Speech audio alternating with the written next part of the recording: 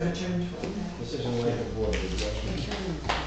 Okay, everybody, your phones either on vibrate or off, please. Okay, so at this point, the time being 7 p.m., I'm going to call the very first elected New Durham Budget Committee meeting to order. Scott, you did push the button. Yep. And I gotta do this. There, so now I guess we're got everything to go. Yeah. There we are. So for the beginning of this meeting and organizing it, because I was the chair before for the appointed board, I thought I would just call the meeting to order and get it organized, and then whatever the results are from some of the items on the agenda that we handle and the outcomes, we'll go from there. So welcome everybody. You want to introduce something? I thought maybe I would let people do that. Swenson, why don't we start with you? David Swenson, I'm the Board of Selectmen representative to the Budget Committee. Kathy Earl-Woods. Terry Jarvis. Mark Sullivan. Joan Swenson. Alan Phillips. And Scott Kim, the town administrator, and sitting to my right is David Shigori, resident. Thank you. And Dot Feisel is here with us as a resident as well. I'm your resident, yes. Thank you. All right. Well, welcome everyone. The first item on the agenda is to elect chair, and then the second item is elect a vice chair. So at this point, I'm open to anyone who might want to volunteer to be chair. I think that Kathy should do it another year. I second that. I'll make that a formal motion. I move that Kathy Horowitz remain as chair. I second that motion. Okay, we have a motion to appoint Kathy Orlowitz as chair for the budget committee, and it's been made by Terry Jarvis, and it was seconded by Ellen Phillips. And I go through all of this, and I know it's painful, but it's for the purpose of the person who's typing up the minutes to know who's speaking and done what, Yeah. so. It's Okay. been helpful. Any additional discussion? Okay, hearing none, I'm going to mark myself as abstaining from this vote. So now I'm going to call for the vote. All those in favor? Any opposed? Okay, it's in favor. 1, 2, 3, 4, 5 to 0 to 1 abstention. Okay. The next order of business is to elect a vice chair. Do I have any volunteers from the floor? Okay, I'm open to nominations. Then I will nominate Terry Jarvis, and since she was here last year with you, I think it would be same if there are new people. I'll second. Okay, so motion been made by Ellen Phillips to nominate Terry Jarvis as vice chair for the budget committee, and it was seconded by Mark Sullivan. Any additional discussion? Hearing none, I'll call for the vote. All those in favor? Aye. All those opposed? That's 6 to 0 in No, favor. it's abstain. Oh, 1 abstention. I'm sorry, I didn't ask, did I? I'm sorry. That's okay. So that would be 5-0, 1 abstention. Okay. The next item on the agenda is we have a vacancy. Tony Bonanno contacted me and sent an email expressing that he and his wife would like to spend additional time away on vacation, and has submitted his resignation. He wasn't able to talk him out of it or anything like that, so we have accepted it with regrets, and we thank Tony for his time serving on the budget committee. So that has created a vacancy, and the budget committee is the authority body authorized to appoint to fill that vacancy. Scott was very helpful and posted the vacancy on the town website along with the Board of Selectmen's openings and that. And we've had an application, and it's Dave Segori for consideration. So he is here tonight to be appointed if there are no other candidates. You haven't received anything else. I haven't been contacted by anyone. So, I make a motion to appoint Dave Shikori as to the budget committee for the open position. I'll second that. okay, Who's second? Me. Ellen did.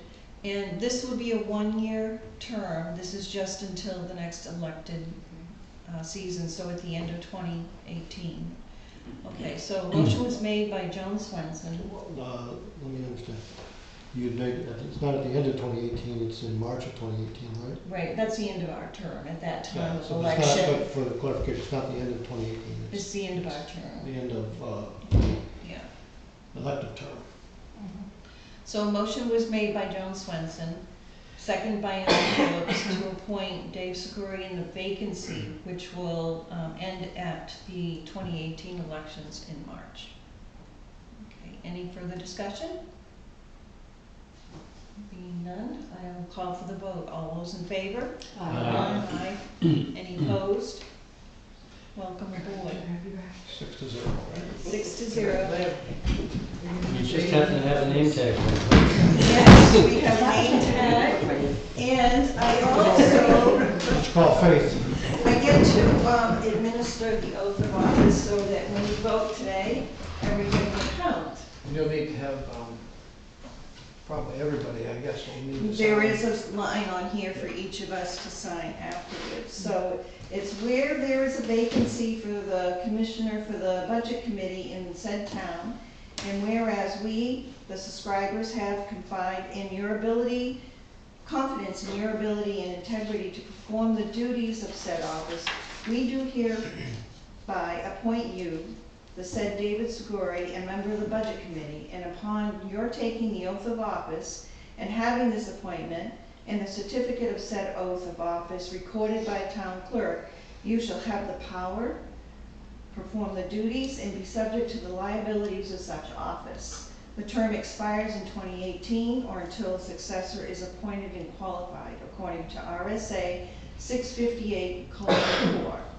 So this is the oath now. I, Dave Seguri, I, Dave Shiguri, do solemnly swear that I will faithfully do solemnly swear that I will faithfully and impartially discharge and perform all the duties incumbent on me. I would have I will faithfully and impartially discharge and perform all the duties incumbent on me As a member of the Budget Committee, as a member of the Budget Committee to the best of my abilities, agreeably to the rules and regulations of the Constitution and laws of the state of New Hampshire. so help So me help me God. God. Very good. And if you would, your signature and Here. Welcome back. How'd you enjoy your vacation? Short. You didn't have to stand up on that frozen table. It was really cold. It was so cold. No, I was born that day.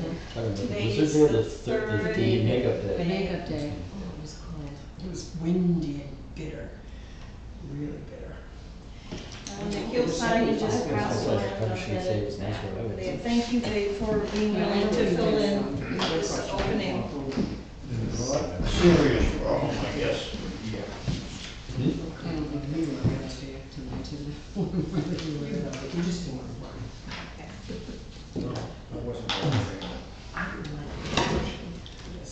At the top where the lines are? Right here? Yes. Okay. Turned out.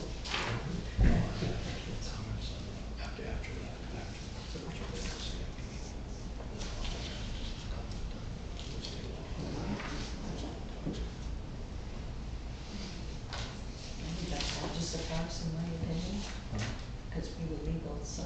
Yeah, no, it affects budget issues, so.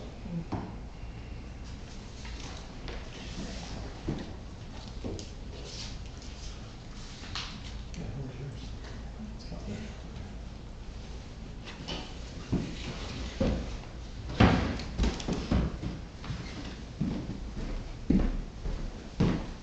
Thank you, Scott, for your help with this.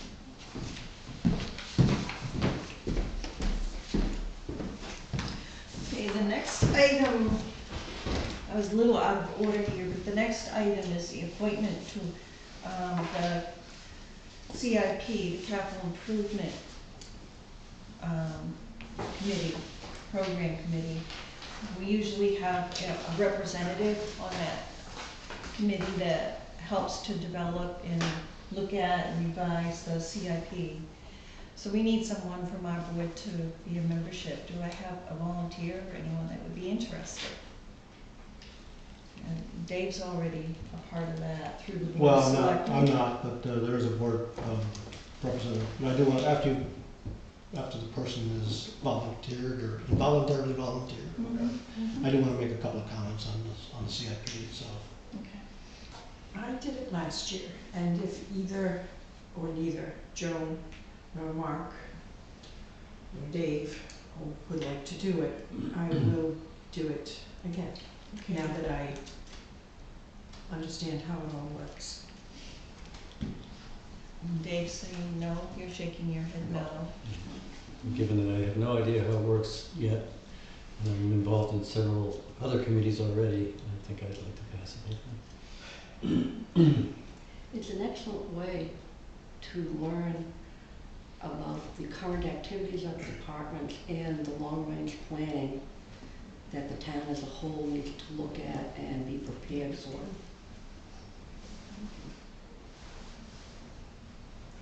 Just as an FYI, other members, again, before we take any action, other members from the planning board is Dot Vizel, the board of selectmen representative is Cecile Chase, at-large members are William Meyer and Terry Jarvis, I think. I didn't know we'd been voted already. I think so, at the bottom of the board of selectmen. Nominations of all of them. Yeah, There'll be we just we have to do the appointments form. tomorrow night. Yeah, So then, as would William Meyer be also. unless Joan would like to do it, I would do it. But if you'd like to, Joan? No, I think I would wait a year to get this sense of how your budget, our budget for the The town works. process goes, Yep. yeah, okay. So I nominate Ellen Phillips to the CIP committee as a member representative from the board, budget committee. I second. Okay, motion made by Joan Swenson to nominate Ellen Phillips as the Budget Committee member representative for the CIP committee, and that has been seconded by Terry Jarvis. Any further discussion? Seeing none, I will call for the vote. Any abstentions? Ellen is showing as an abstention. Okay, all in favor? Aye. Any opposed? There are none, so that would be 6-0 now, 6-0. 6-0. And one abstention. Just a couple of follow-up comments to that now. Historically, the CIP has started their work around about the time that the budget process goes. We would like to change that this year. And we would, I'm going to be bringing this up for a very brief discussion, and it may not be on the agenda for tomorrow night's board selectment meeting, but we would like to start the process somewhere around mid-June and finish it up somewhere around end of August, perhaps 1st of September.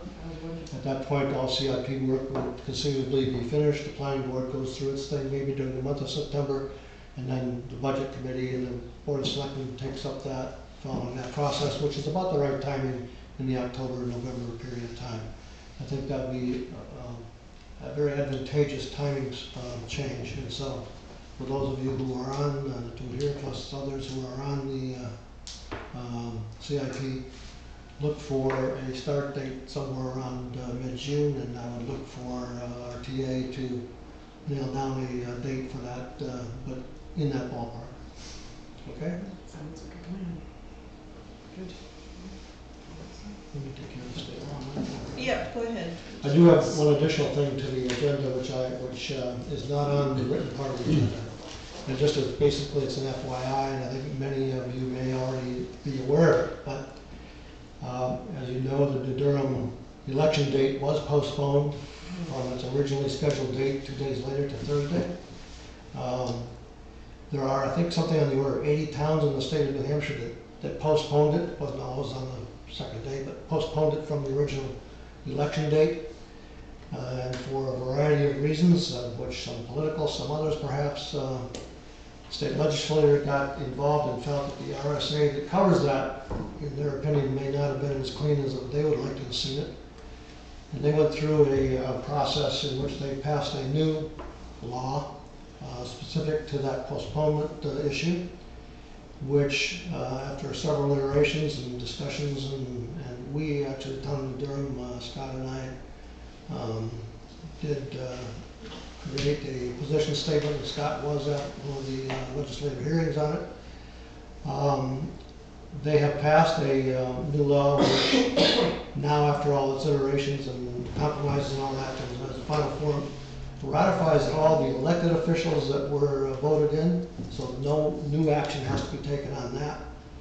But those election areas or articles that had warrant articles, bonds, other kinds of things, zoning, etc., has to go, or doesn't have to, is suggested to go through a public hearing process, which would be sometime towards the middle to end of May.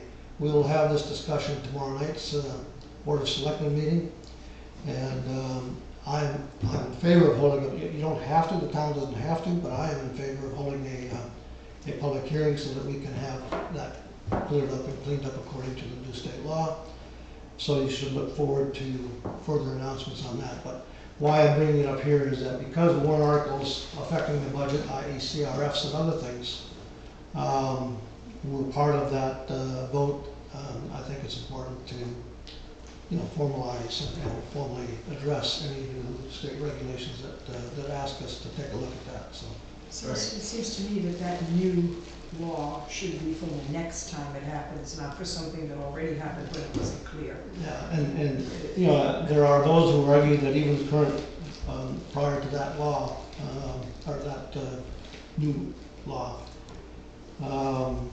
felt that the language was good enough as it was. But again, I agree. The legislature trying to address all of the issues, have passed this law. It was nowhere near, the final version is nowhere near as onerous and absurd, quite frankly, in my opinion, as the initial part. But nevertheless, we are where we are. Dave. Well, my question, I guess, maybe I don't understand exactly, but you're having public hearings, but then what happens? Public hearings don't really ratify anything. Right. So does that allow the selectmen then to vote and do it, or Right. does it have to require another? That following the public hearing, the select board would take a formal decision process, either to ratify or not ratify or whatever. Right, but the selectmen That hadn't is the voted. when you have professional politicians. Okay, I just wanted to be sure what they. Good question. The only area that I had seen concern was when I was reading the laws, was anybody that was an SB 2 that went beyond the 3 days, because there was that time frame that said they had to hold, if you postponed, it had to be held within 3 days of that postponed date. And so for the towns that were SB 2 and didn't do that, I could see where it would be an issue for them.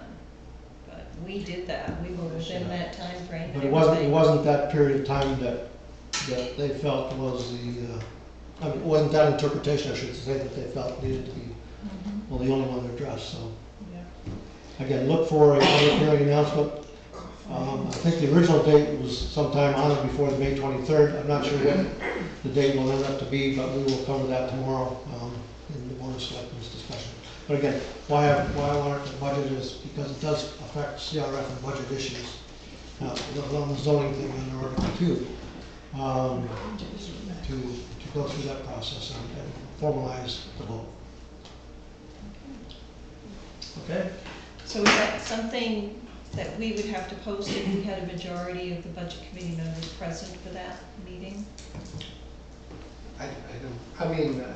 We wouldn't be having any discussion, we would be here as Yeah. individual citizens, correct? I think we'd be as citizens and it's not. Okay. I don't think you're required to post it. All right, I just wanted to ask the question before, okay. All right, thank you. Any other things that you would like to share? Probably during the rest of the discussion. Okay, thank you, Swens. Right, in our packets, Scott provided us with a chapter from the budget book that is issued out by, is it MRI? No, NHMA, Okay, yep, it's a budget, it's a basic law of budgeting. So I just took the excerpts out of that, photocopied them. There is some state RSA references that are in there. I didn't print out the RSAs. I thought that the general text language there was a little bit more informative than just giving you the actual RSAs, so you can, but you can feel free to look those up if you like and take a look at them. does everybody know how to get the RSAs off of the state website? No, but I'm sure I can figure it out. If you go to the New Hampshire State website, once you get to the home page, there's a column on the left, and it will say rules and laws. I've been there. Yep. Okay. And that's where you can look them up. I think Mark may have been a little facetious on that. I don't know. No? No, I took him serious. Yeah, I know. I took him Figuring out serious. right away. Got a pretty strong Yeah. feedback on this. Okay, have you had a chance to look at these proceedings on how we really, what, okay. What we do is, a lot of our work is done during the budget process. What typically has happened in the past is the Board of Selectmen and the Budget Committee will meet for a joint meeting just prior to the launch of the budget process, and talk about goals and objectives and come to some sort of agreement on what will happen. And then Scott works with the department heads, and he starts to try to work with them to meet those goals and objectives, and prepare a budget that is presented to the Board of Selectmen for their review, and then it is presented to us. Typically what happens is we have asked the department heads to come in and to talk about their budgets, so that we have an opportunity to ask any questions. It's a whole accounting budget process that happens, and we are just looking at bottom lines. We really are not budgeting every single line item, but we look at it and then make our recommendation. In the end, when that process is complete, we hold a public hearing on that budget, and at the end of the public hearing, that is when the budget with the warrants are posted for the public, and then we go through that whole process.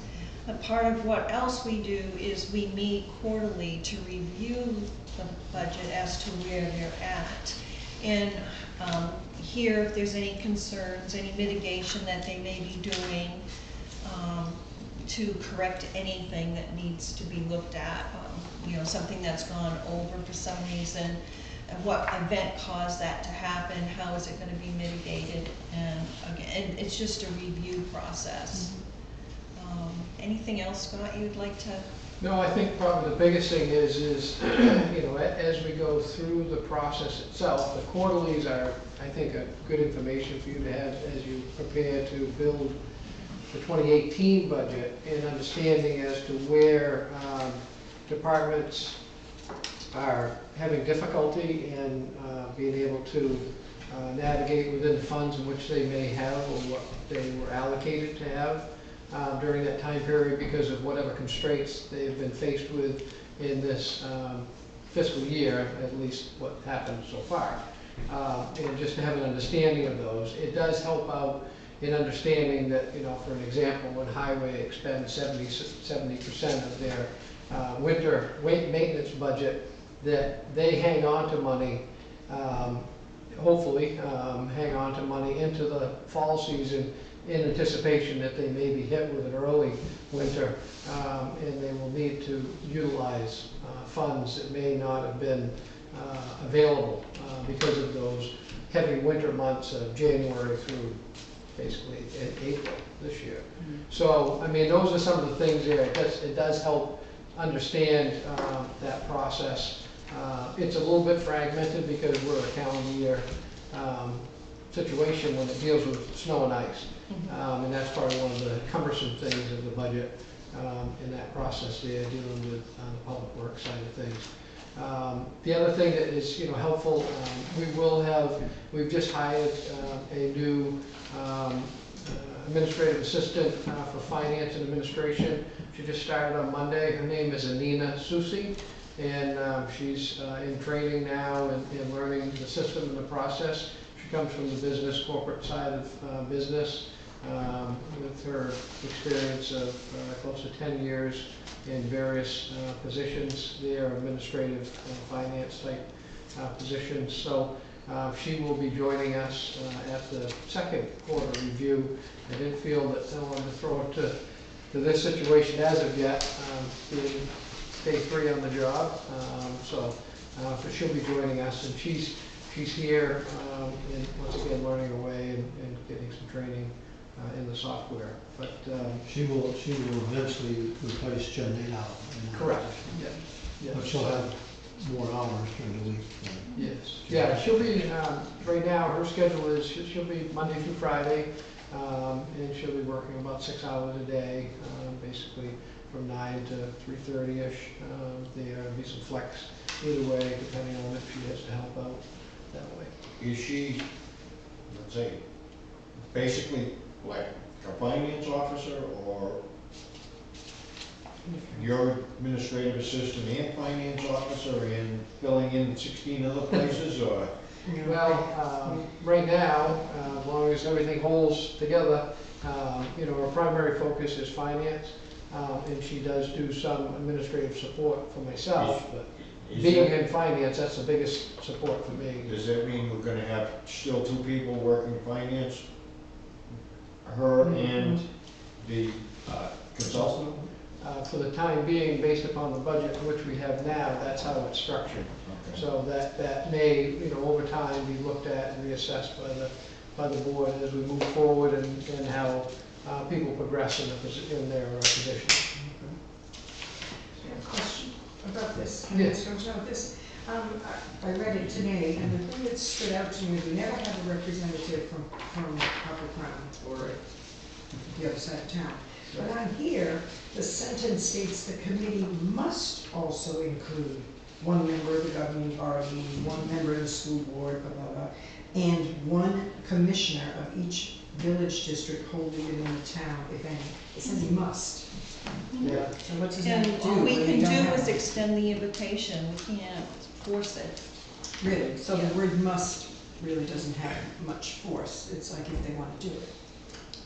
If they know that they need to have a representative here. We have gained an awful lot. We've gone through a period where contact with them has been very challenging. Since the end of the budget season last year, there has been an effort for them to reconnect with us. They've had a lot of pain to go through. I know, I do know that. Yeah. So hopefully in time, they'll be able to have someone that can start attending the meetings with us. There are no legal Yeah. ramifications because we don't have one and it says must. It was- No, I mean, they should be listed as, on our minutes, they should be listed as the Copper Crown Village Precinct representative is absent, even though there may not be a name or it's open. But should be recorded as such. We have extended, like Kathy said, Mhm. to them the invitation of, that they have a seat here. And I think that Kathy is right. I think there's been some change in the board up there, but I think that they've also seen some activity within their own little community up there as far as turnovers of property and folks becoming active in the Copper Crown area. So I think we may see, that folks may become more engaged. Is a benefit for them, certainly, to advocate for their own constituency up there, whether it be fire, police, DPW, whatever those services may be that are extended, at least in some proportion to them.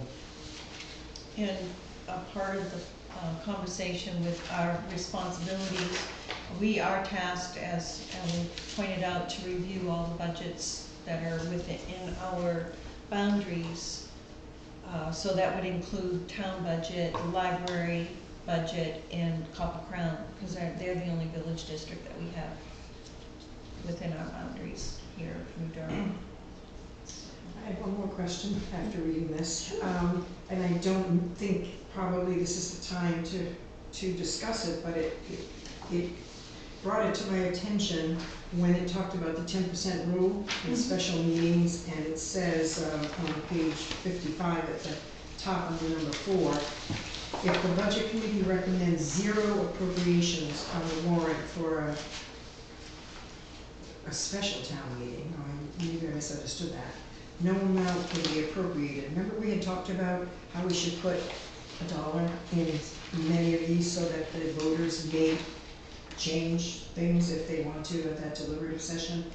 Is that specifically what it's talking about? Because I'm not sure what the special meeting meant. I'm not sure what the special meeting would mean as well. Well, aren't you allowed to hold a second meeting, and that would be considered the special meeting? No. The prior, if you look at the context, the prior sections have to do with the 10% rule Right. in general deliberative sessions or meetings, annual meetings or whatever. Mm-hmm. This 10% rule applies, this section is the 10% rule and how it applies to the special meeting piece of it. The prior ones talk about the 10% rule in regularly SB2 deliberative sessions or annual town meetings or whatever. So if you look at 1 through 3, that covers that, I think. But isn't there part of that also include the warrant article the selectmen can put forth to have a special meeting should they want to take up? But that is separate from deliberative session and any follow-on meeting to that deliberative session. Okay. Or continues, I should say, of that deliberative session. Okay, so that doesn't apply, but when we get to that point. Well, the 10% rule applies as it's described here, I'm but this talking about particular section only the applies zero. to the So- special meeting piece. Okay, so, and my point is, when My we get to the understanding. budget, we will have, perhaps I'll bring it up again, a discussion about putting 0 in on items, which means that even, you can't, 10% of 0 is still 0, so there should be, has to be something put in there so so voters can change something if they want to on the budget, to some extent anyway. Well, 10% is of the overall budget, Right. not by the line item. Right, but if there's 0, I don't know if we were going to talk about this tonight because of the amendment that you couldn't have. If the line has 0, can that be changed? I For think instance, you've we got didn't put it a little, in. I believe that you've got a little misconception about the line being 0. The dollar allows the selectmen To expend. to expend from that line, okay? Okay. Not, if there's no money there, then they can't basically do anything with it, okay? Mhm. So, and I'll use an example that we've done in the past, is the TAN, okay, which is the tax anticipation notes, okay? If we put $1 in there, because we don't think we're gonna have to use it, but to keep the line alive, Mhm. okay, we put $1 in, then that allows them, if they have to borrow money in anticipation of taxes because it doesn't come in like it's supposed to, they can do it, okay, and they can take the money, they can put money in it, they'll have to move it from somewhere else to do something else, but it allows them to do it. If it's 0, they can't use the line, because I picked that one because it's a one-item line, and that's the bottom line, okay? It's the bottom line being 0 that doesn't allow you to expend anything.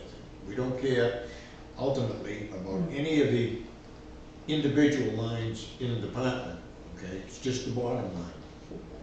Okay, we can talk about this. I was actually thinking of the CRFs and That's Yeah. different. those So, things that had. I think what Ellen wanted to talk about and see if it would make a difference is that in budget preparations is with the CRFs, where the only CRFs that were, or in ETFs that were listed within the budget Mhm. as itemized items and then with a total, were the ones that were being funded. Right. The ones that were not being funded or not recommended for any funding or money were not in that actual table. Right, and their that balance way, would have been which 0. PRA then said the amendment was disallowed Right. at the deliberative session to put in the money for the Which takes some of the rights of Wait, town meeting Yes.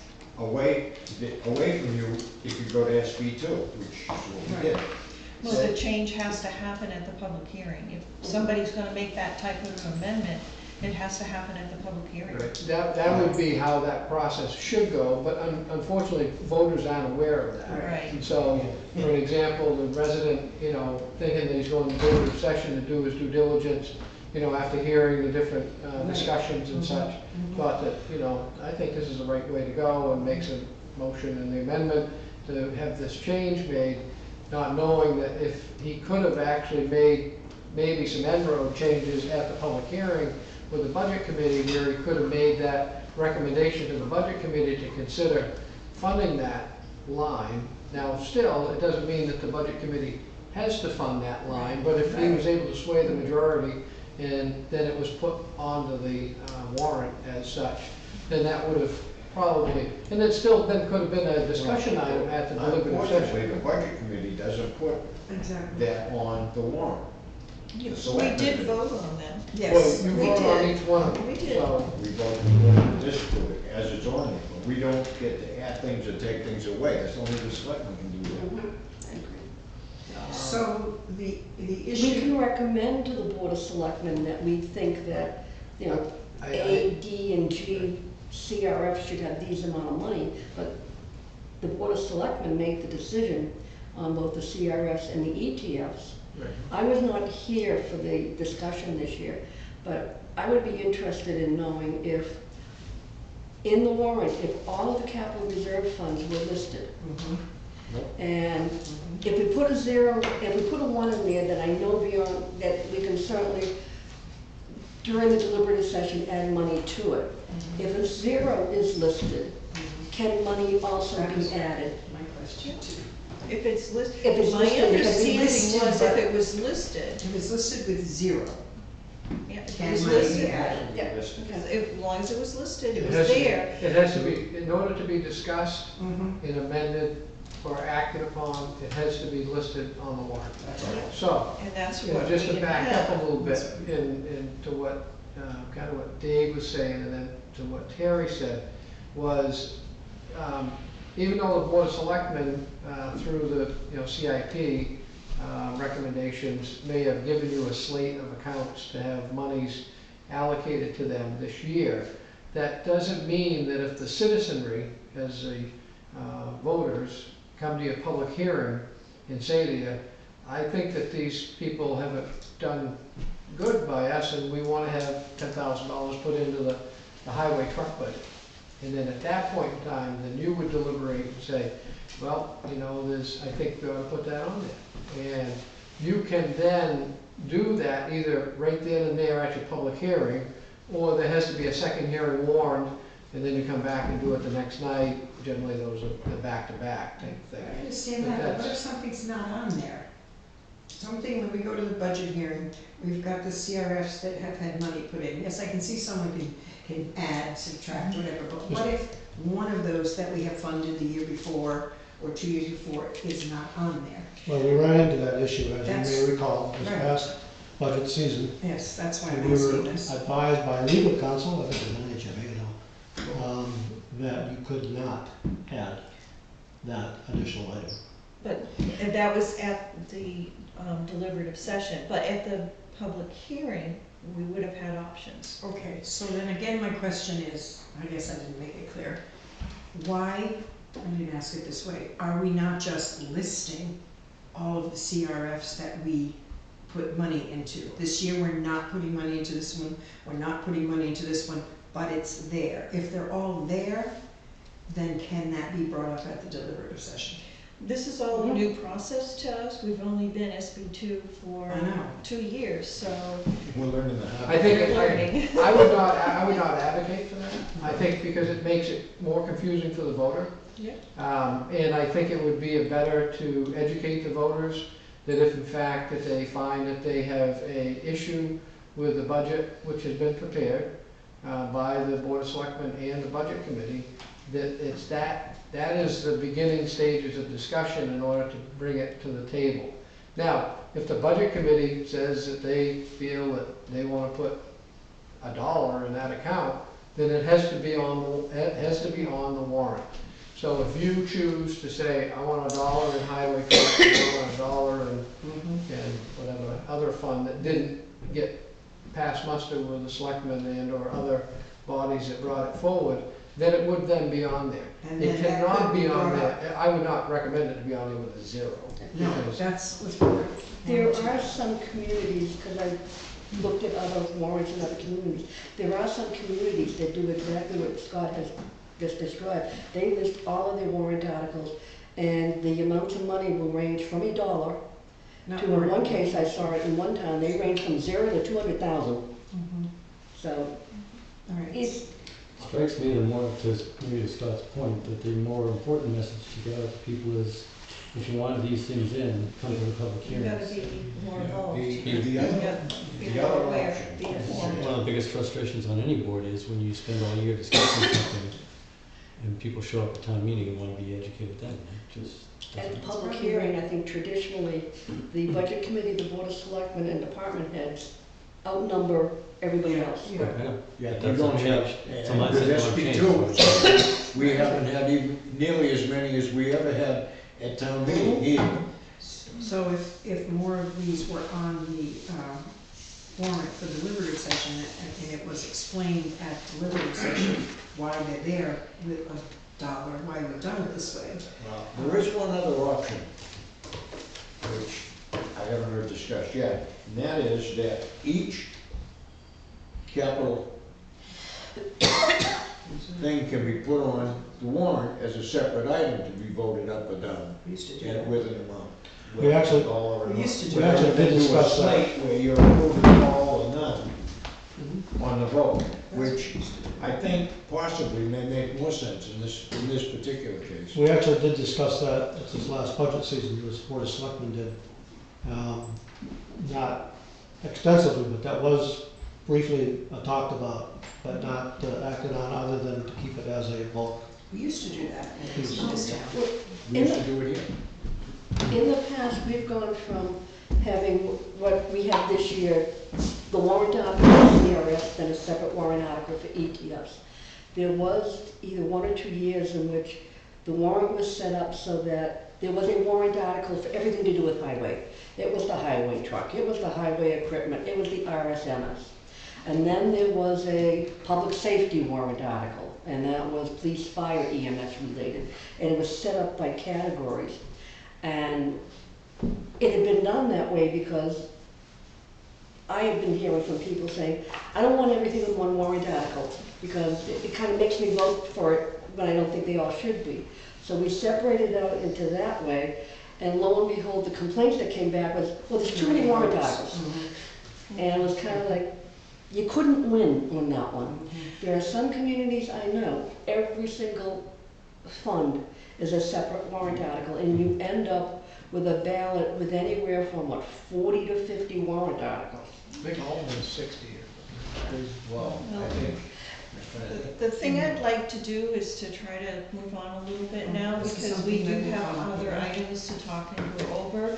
But I think that this may be a good topic to bring up a little bit and discuss with the Board of Selectmen during our joint meeting. We can let them know how we feel.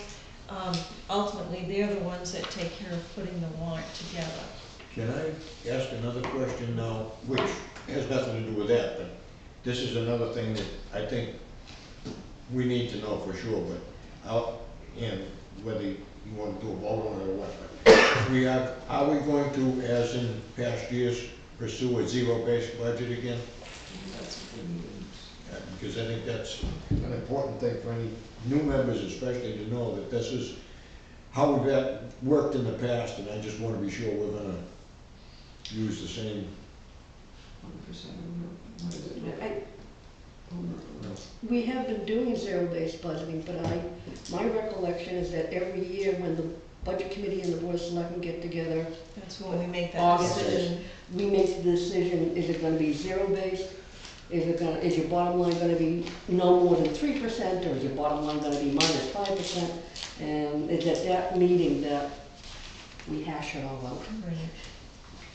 So at that point, we'll talk about that, at that point. good discussions here, though. I think that's good to get the question. I think the important message, I hope the public hears, is that participation and being involved early and often is what's important to get your messages across to us. So, okay, very good. A couple of things before we get into the balance of the item number 3. Day and time. We've always met on a Wednesday, beginning at 7 p.m. We have a curfew of 9 p.m. We take up no new business after 9. We finish whatever we're on, but no new business is taken up after 9 o'clock. Does that still work for everybody? Is that a good day, Wednesday? Yep. Is 7 o'clock good? Yep. Has everyone given their contact information to Scott so he can get a hold of you? Should we have to cancel or change? I have everybody's email. Okay. Everybody got my email, right, that I sent out? And if you're going to be not able to attend, it's important to let Scott know, or myself, so that you can be marked as an excused absence, because as you see from this, if you miss, what is it, 3 or 4, you're supposed to be automatically removed. Kathy, on that point for the rookies, is there, you said meet Wednesday nights, which works, but is there a firmly established schedule, or do the meetings get announced ahead of time? Meetings are announced ahead of time. We usually, before we leave a meeting, set the date for the next meeting. And then once we know how the budget process is followed, we pick a pattern and we meet either every Wednesday or every other for a period of time, and that's all set up. And you'll see the form that we were given in the packet that looked like this. There's another one similar, and it will have the timeline and what day we're going to be reviewing the budget, so you know ahead of time what material to look at and be prepared for that meeting. As you're preparing your schedule, every year in September, NHMA offers an all-day workshop on the municipal budget process. Yes. It usually is, one day it's in Manchester and the other day it's in Bartlett. And it's always been educational. And I would encourage everyone to attend that training session when it comes. I've been to it. It's very helpful. And there is money in the budget for training. So once you know and it's issued out, we let Scott know, he'll sign us up and it'll be covered. Money for babysitting too, Scott? Babysitter for that. So we will continue to stick to Wednesdays and our time starting at 7 p.m. All right, balance sheets of budgets and accounts, item number 3 on the agenda. Reviewing, it should be 2017, I guess. Yes, Ellen? There's nothing on the agenda to go over minutes. It is on the bottom. Yeah, I put it. Number 4. Put it on the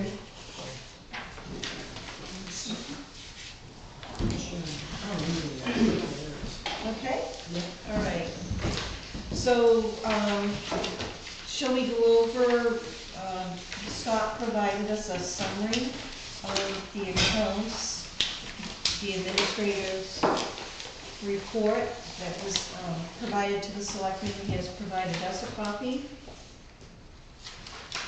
So, I mean, I can give you just a quick, down and dirty nutshell version on, what I found is I have some pretty tight dialogue with the department heads. If we don't talk once, twice a week, you know, we're talking every day.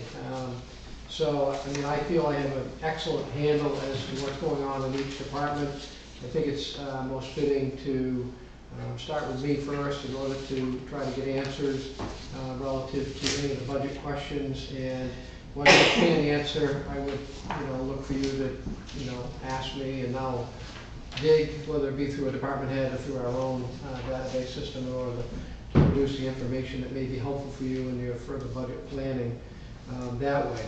A couple things to keep in mind when you look at this year's budget. It's a little less than 1%, or it was in that range there, I believe, of that we predicted of our range of from 16 to 17.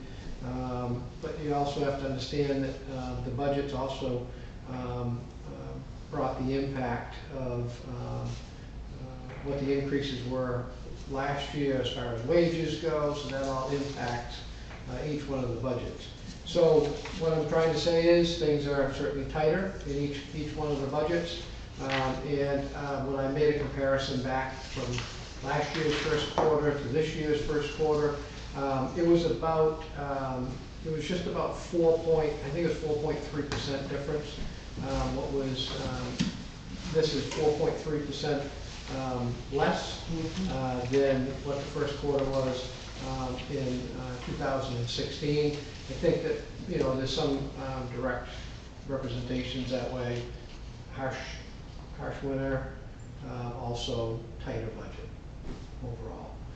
The other thing is we have had staffing levels start to come back into more or less a operational side of things as well in doing that. So as far as going down through, I've highlighted some of the ones that are below the 75% remaining. This is for the period of January 1st to March 31st.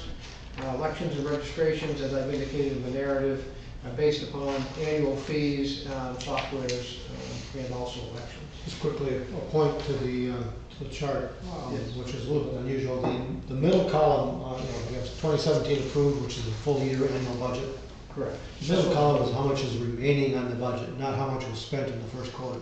That's correct. Yeah, I'm sorry. it's a little unusual. Yeah, the BMSI database system does it both ways. That way, this is how when I get the report that's generated from BMSI, it gives me what is remaining in the budget.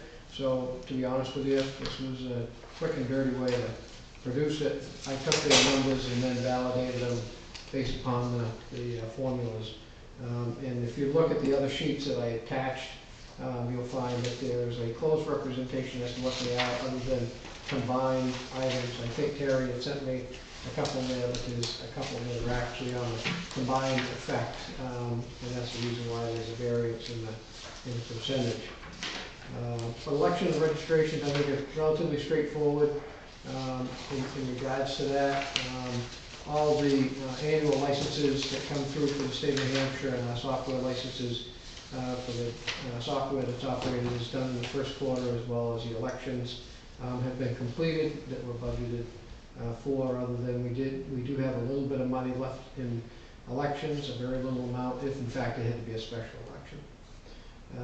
All the other accounts are in relatively good condition. Insurance, we've already paid for half of in the first quarter automatically on January 1. We actually pay the insurance bill in once again it gets separated because it's a July to June billing period through Primex. So we paid it in 2016, but now it gets charged off. The other half of it gets charged off immediately in 2017 for this portion now until June, which is that reflection of the 51%. Our premium does go down on our property liability insurance for 2017-2018. So when you say, geez, we're going to be okay, right? Yeah, we will be okay. Actually, there'll be a little bit left in that. It may be 1.40, but it's pretty close. We had all of our numbers. We put it together. On the other government, there is an error in that line there. When I looked at BMSI and checked that, I found that the $1,000 of a new account, which was put in there for the LG milfoil combination, which deals with the water testing of the Merrimack River watershed area, that had not been accounted for within the new in the line. So that's $1,000 off. When you look at the BMSI tally, it's 6,800, not 7,800. So that really is not 71%. It's actually in the plus side. So on that, I didn't actually run the math, but I found the error because Terry said, something was wrong there. So, The budget number of 78 is correct? yes, I'm sorry, this number here is correct. Right. But you look on the, when you look at the VMSI sheet, there's an error, I apologize. It's in the detail, yeah. Yes. All right, All right, got it. Yeah, So, so what, you know, VMSI, 7,800 is the correct budget number, 5,600 is the correct amount Yeah. remaining, and yes, 71.8% is the correct percent remaining. It's when you get to the detail level. the detail this is, Won't doesn't have match, stat. yeah. correct. Ah, okay. All right. Terry caught that one and found that, and I dug into the weeds on that, and found that one. On the police department side of things, at 72.15, the police department did not budget in their 2017 budget to backfill during the first quarter where there was a police officer in the police academy. And the chief is aware of that. He and I spoke in the early stages of the first quarter, and I said, gee, Sean, you forgot to budget that backfilling of your, using your part-time officers to fill for that vacancy while the young man was in the academy. And he said, I'm aware of that.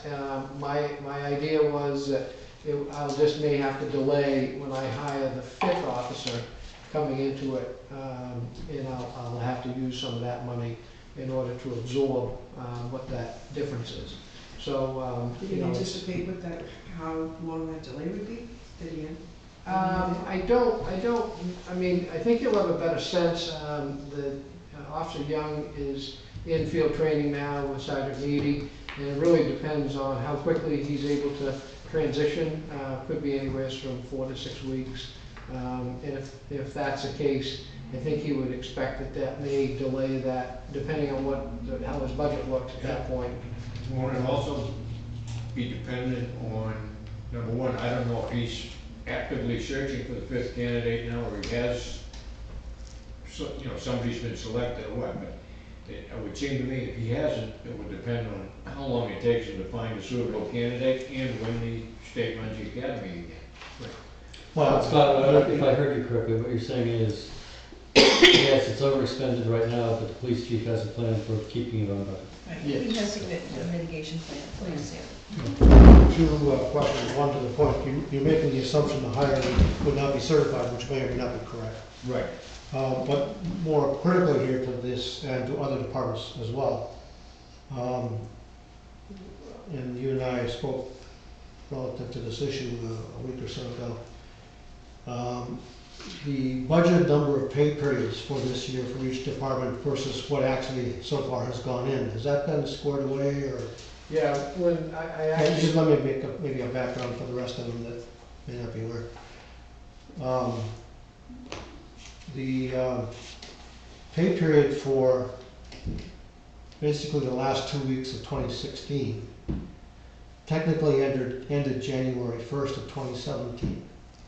So while all the expenses for pay technically occurred in 2016, it may have been charged in 2017 budget. Now that's okay if it was budgeted for 2017 budget, although that's an unusual thing. You usually accrue it for 2016, charge it 2016, and only put the 1 day for 2017 into 2017. That's the background for what my question is for Scott.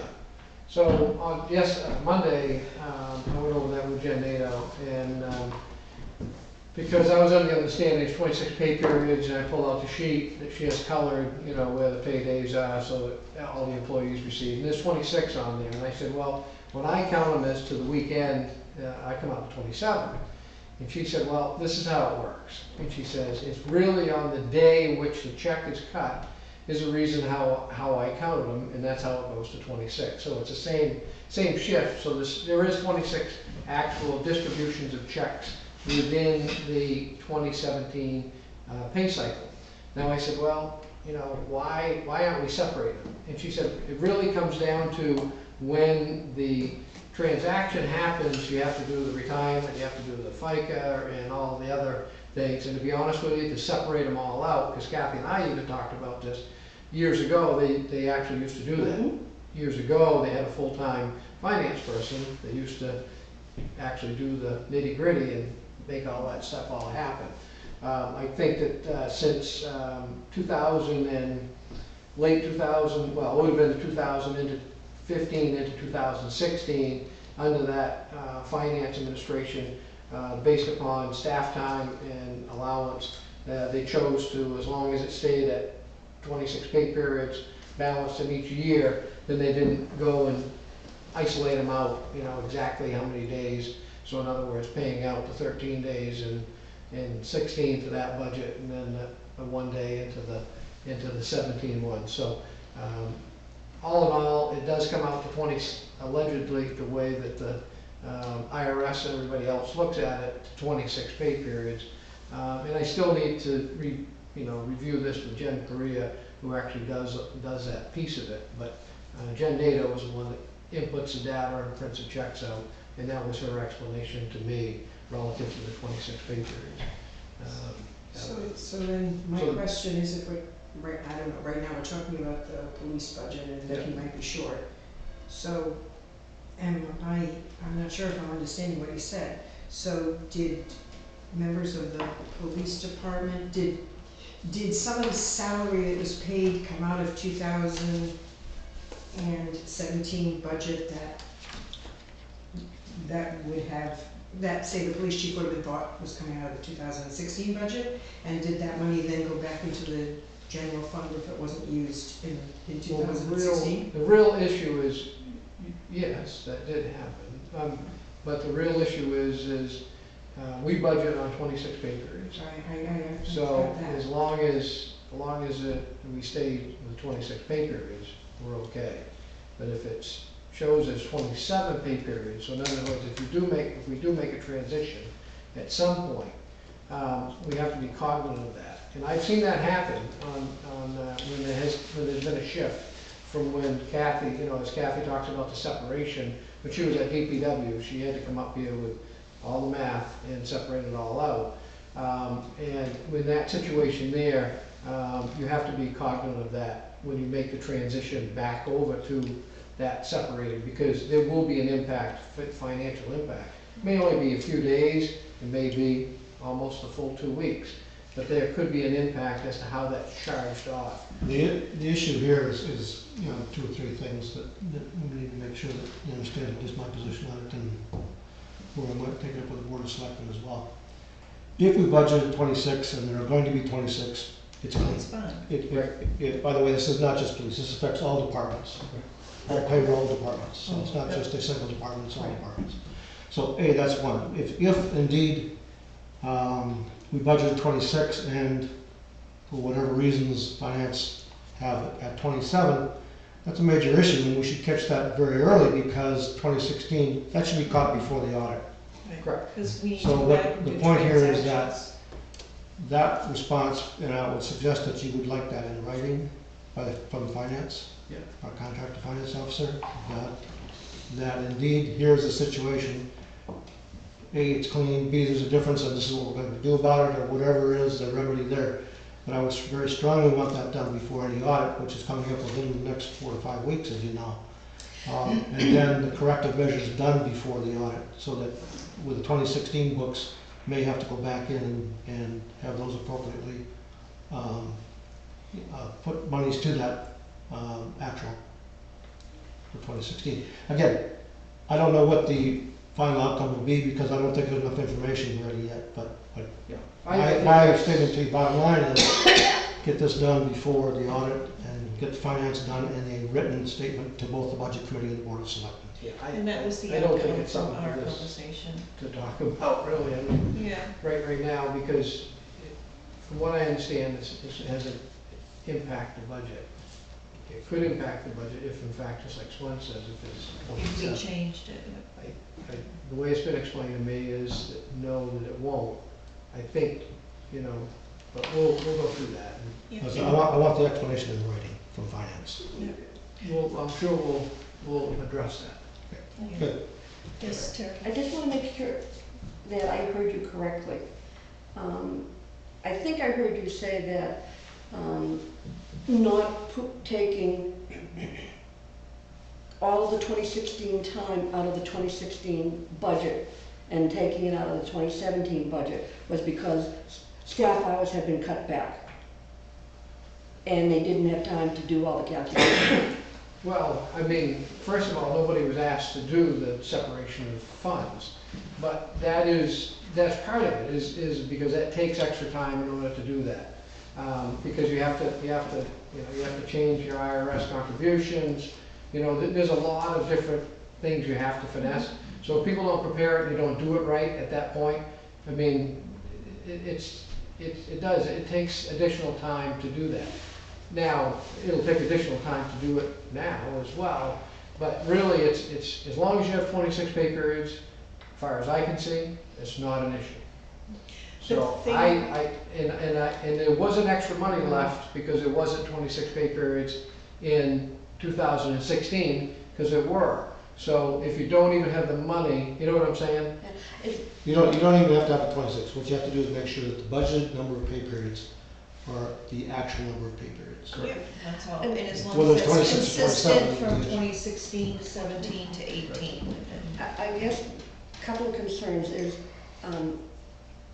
you shouldn't have to tell a finance person that time worked in 2016 comes out of the 2016 budget, and time worked in 2017 comes out of the 2017 budget. Well, I it don't depends, define it But depends Terry, on, we're talking about a general accounting practice. right, it which- depends on what the practice Which is, if it's 26 pay periods per year, then Right. you don't care about the counting, you practice- just count 26 pay periods. The practice in the world has been forever that we split it. Sounds like it hasn't been for the last 3 or 4 years. No, No, they last- changed it. There was They a changed it change. when the position went I from understand. full-time to Yeah. part-time. And that's And fine. I So guess, why would we want to go back, I guess, is the question I'm Well- asking, because it sounds like it creates a lot of work that doesn't add a lot of benefit. And we We don't would- have the resources. we were told that when the positions were being cut back, as a resident, when I questioned it, I was told, it's not gonna have any impact on anything because there's all this extra time floating around. I'm on a committee and I frequently hear, there's not enough time for me to do that.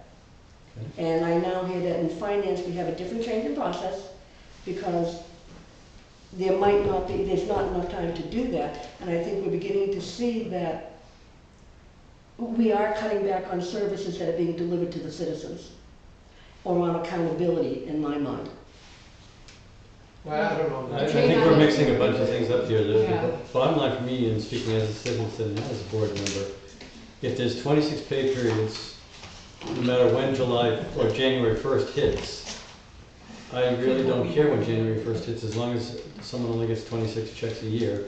And that's assumed for the moment that they're getting the same salary both years. It's the same outflow both years, so it's the same budget for both years. And at this point, I'm gonna say that we're getting In the deep weeds. into Yeah. this, that we shouldn't be, this is not our niche to take care of, it's the Board of Selectmen. Yeah, but the issue is that you are looking at, variances from budget, and this is a pretty critical potential variance from budget. But to Kathy's point, we got into this on the police line item. Well, it's in all departments, that's my point. Well, I know it's all departments, but trying to get us back to where we should be. The difference we're seeing in the police department here has nothing to do with this. It has to do with the fact that there was more staffing in the first quarter than was anticipated. Right, and there wasn't funding for that. Right. But the thing is No, I that, don't buy that.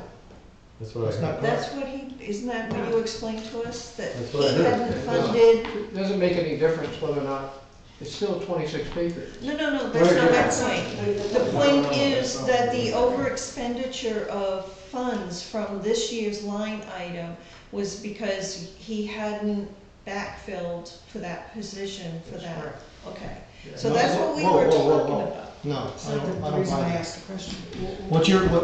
What I'm hearing is this, is not what I believe to be correct. The police staffing level, if we're talking about the police department, which is I think what you're addressing, the police staffing level was budgeted at the level it currently is. No. No. Where was the difference? The difference is because while Officer Young collects his full-time salary, he's in the police academy. That was understood to be when we budgeted. I understand that, but also he was not on the street. So the Also understood. chief backfilled by using part-time officers, And he had which were not for that. budgeted within his budget. Let me repeat what I said. Mhm. And I will stay by it even with your explanation. What was known at the time we budgeted was exactly what you've just defined.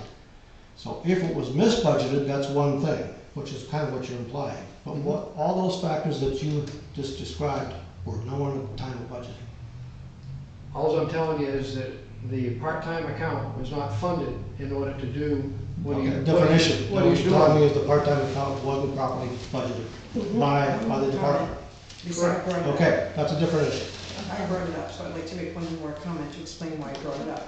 The only reason I brought it up, and specifically about the police department, was because they are the department that has spent more of their budget than we would want them to spend. And if some of the salary was taken out of this year's budget, I don't know how much that was. Was it 5,000, 10,000, 12,000? I have no idea. That means that much less they have this year for those same things. That's the only reason I asked, because they are below where we would like them to be. And if some of the money from last year was taken out of this year, how much money was that, and would it make any kind of a difference in their budget? And what I heard was that didn't happen. But it did. Well, we don't know that. I don't know. But what we do know is that the part-time line was underfunded. Right. And Scott and the finance people and the budget and the board of selectmen are the ones that will need to work that out. We've been advised, we'll keep up watching it, and they'll advise us. The only thing will happen is we'll have to be mindful during the next budget process, if we're gonna stick to the 26-week cycle, that we do that again in 2017. We just continue to follow that pattern. But at the same time, let's not lose sight of the fact that, A, hopefully this is a one-time problem, and that next year we hopefully have a full staff of officers, and we're not talking about the part-timers. And secondly, what I keep coming back to, and maybe it's my old business practices, if I owned a budget and I was over budgeted in the first quarter for a specific reason, but I told my bosses I'll make up for it in the second quarter, and I have a plan to do that, Sure. I didn't worry about it. That's And fine. that's where I we're agree. at. Yeah, Yep. that's where we're at. And that's how the chief and I have talked about it, and it's been explained, so, So that way, so. we should move on to the next at this point. So going down through the next significant hit, probably the most drastic is actually on the highway department. As I indicated in my report, highway department suffered due to the winter expenses for staff and also for materials. They expended right around 70 or just over 70% of their salt and also overtime hours. That's consistent with statewide, with folks in their budgets as well. They were between 70 and some are even farther beyond 75% expended in those line items. So those have in fact impacted their budget, as well as equipment repairs have been significant during this first quarter. Winter generally ends up finding any of the weak areas within any fleet. During that time period, they've had some pretty good breakdowns within their equipment fleet there in order to keep them up that way. And certainly at some point, all of these expenditures have come directly from their maintenance line. There is a ETF or a CRF that has equipment maintenance line that may need to be explored with the Board of Selectmen as to whether or not they'll make a transfer from that or make a request from the trustees to offset some of those major expenses. They had a transmission and an all-wheel drive truck, they've had a collection, another truck, they've had a cooler unit on the backhoe. So these are things that they are still wear and tear type items for those vehicles themselves that way. Could I ask a question for highway before we move on? The line item, 431290 651 highway garage alarms. I saw it with the town hall too. We're over again. Yeah. Could you explain what happened there? Which line? 431290 651 highway garage alarms. The town hall is the same situation. They're overextended, and we have seen this pattern quite a bit, and we've been trying to get ahead of it. So I was just looking to try to understand what has happened. Yeah, This is about the third year. Yeah, on this one here, we ended up having, there's an annual fee for monitoring, which is $375. And then there was also on highway, there was a $303.96 expense. And I am guessing that is, I'd have to go back and pull the actual invoice to look at it to find out, but I believe that is it was done in March. So I'm thinking that it's either, one is for monitoring, the other one just says DPW alarm on that, and town hall is the same situation. For that, we get a hit with an actual fee for the monitoring, and then there's a maintenance fee. Plus this year, because TDS changed over all the phone system lines and did the changeover in alarm lines, we're dialing out on 9. We had to have them come in and reprogram all the dialers. I was able to get some reimbursement from TDS because they did not notify us that they were making the switch over to take the 9 dial situation. They did give us about $250 worth of relief in that area, but of course that goes into revenue. It doesn't get applied back to the accounts. But we continuously find a few of these little things where there is the monitoring fee, and we didn't have a lot of historical data going from actually from 15 into 16, and then vice versa. So we'll have to look up that. Well, I was going to ask is for this coming budget cycle, when we look at 2018, part of it should be that we send a letter or something and get something in writing to quote what we should be budgeting for those line items for the next year. So we have more firm figures. I mean, this is double what we, more than doubled what we budgeted. Last year. Because we have 2 fees that come out of that line. One is the monitoring, but That's like all new to us. but then we also have the annual fire alarm, smoke detectors, fire extinguisher inspections. That used to be done by a different company at the state rates, which was significantly lower than what we had been paying previously. So I don't know if in the last year or 2 that got switched back to something else. Yeah, I mean, to be honest with you, looking at some of the systems that we actually have, we do need to make some further assessments, because these are the old dialer, some of the old dialer systems, and some of the stuff is not supported any longer. So, yeah, I found that out in Wolfeboro just as well, same type of system as you have here, and when we went to make a repair to it, we found out that we couldn't get the parts anymore for the system, so we'll have to, we should really, I'll go ahead and we'll pull that together and we'll make a full assessment of the system and find out about our monitoring. It was really easy for me in Wolfeboro because I used a local company that took care of all of our monitoring and took care of our maintenance as well. So it was real straightforward. That's something we should be considering to go out to bid on or something? It really is actually not really that huge of a dollar amount overall, that it would come into that purview. It's not huge money, but it certainly would require quotes from competitors on the street.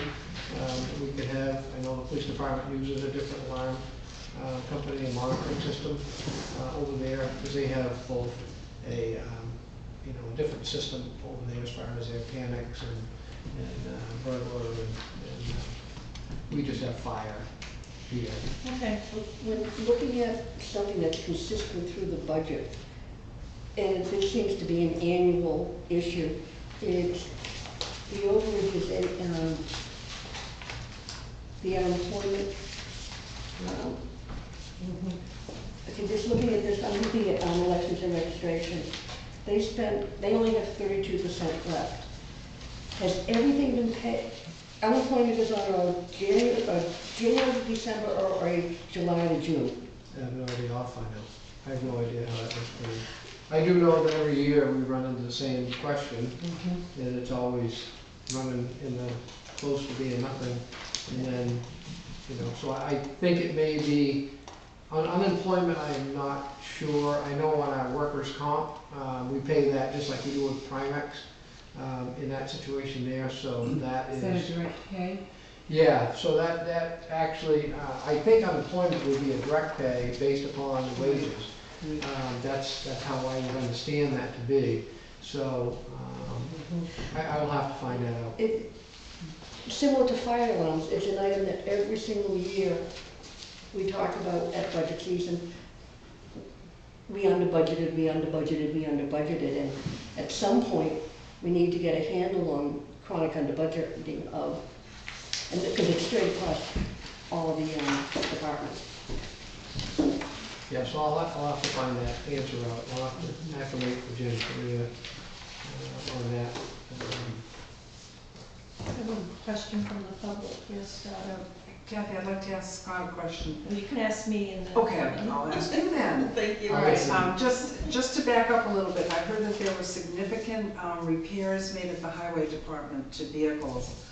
I know there have been significant repairs made at the fire department, and I assume as the police department as well. Is anyone tracking the expenses for those as compared to having our own town mechanic again on duty? Yes. Is there anyone doing that?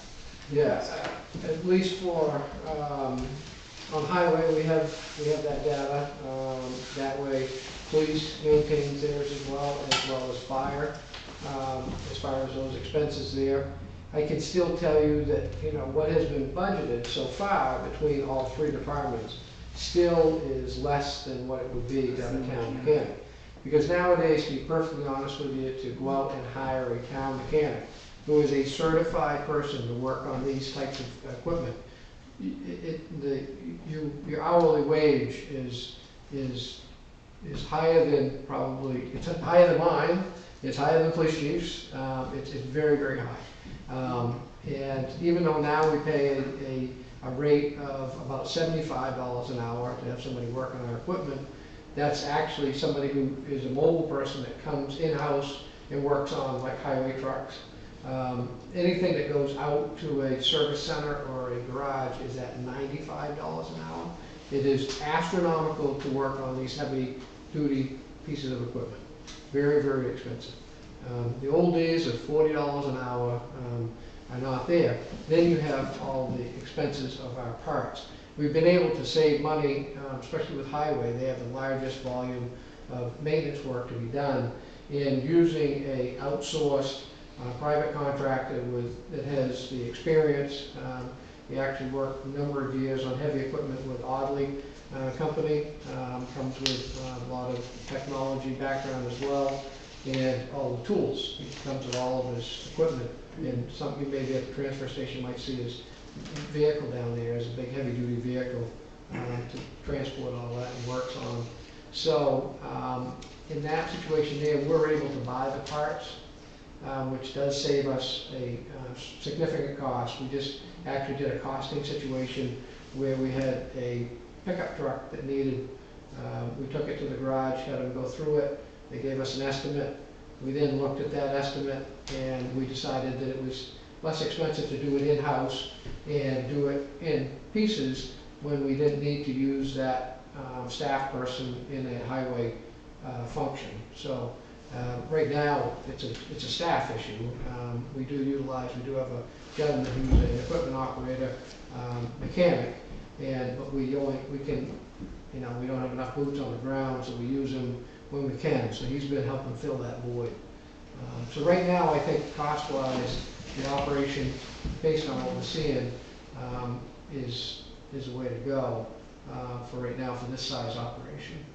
Okay. Thank you. Scott, I have a question. It's on page 9 of the expense, budget expense under the building inspection. Am I reading this correctly, that on the wages there's an overage of close to 2,000? It's on down at the bottom part of the right side of, am I looking at that? Budget number 4240. 4240. 4240, 10110.